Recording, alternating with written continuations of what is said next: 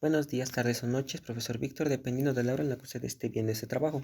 Mi nombre es Adrián Orlando Prisco Cruz, soy estudiante de la Facultad de Derecho y Ciencias Sociales, y le presentaré las constituciones de 1857 y 1917 de los Estados Unidos mexicanos.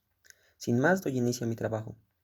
Después del cese del poder de Antonio López de Santa Anna, quedó como presidente sustituto Ignacio Comfort, quien el 5 de febrero de 1857 firmó la Constitución Política de los Estados Unidos mexicanos, de corte liberal y federal. Su capítulo primero, denominado de los derechos del hombre, reconocía los derechos a la libertad de expresión, asociación y portación de armas.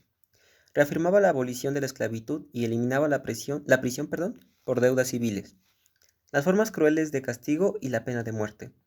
De igual manera prohibió los títulos de nobleza y se establecieron los principios de legalidad y retroactividad.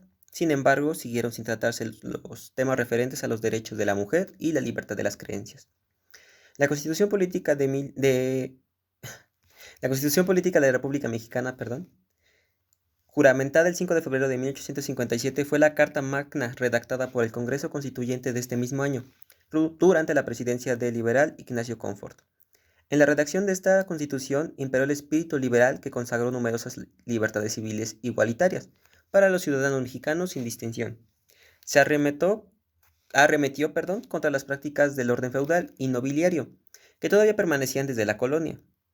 Su promulgación fue muy polémica, ya que iba en contra de los intereses de la Iglesia Católica y de los sectores conservadores de la sociedad, por lo que el Partido Conservador se opuso fehacientemente a su aprobación, desencadenando la polarización social y los enfrentamientos políticos que luego dieron pie a la Guerra de Reforma o Guerra de los 3 Años, la cual duró de 1858 a 1861, que culminó con la derrota de los conservadores y la instauración del gobierno liberal de Benito Juárez.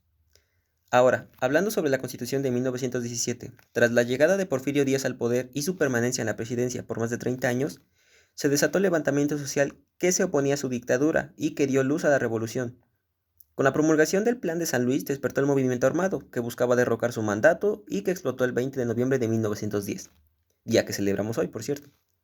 Ante el estallido social y la inminente derrota, en mayo de 1911, el presidente Díaz presentó su renuncia y se exilió en Francia.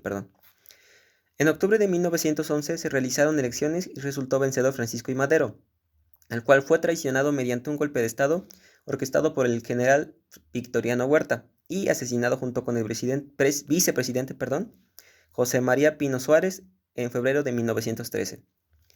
Venustiano Carranza desconoció la presidencia del llamado usurpador y lo derrocó con el ejército constitucionalista, un movimiento armado de la revolución. Al convertirse en un titular del poder ejecutivo, convocó a la creación del Congreso Constituyente de Querétaro para reformar la Constitución de 1857, la cual había sido modificada en múltiples ocasiones por el gobierno de Díaz para adaptarla a su proyecto de nación. Entre esas modificaciones se encuentra a la reelección y la ampliación del periodo presidencial.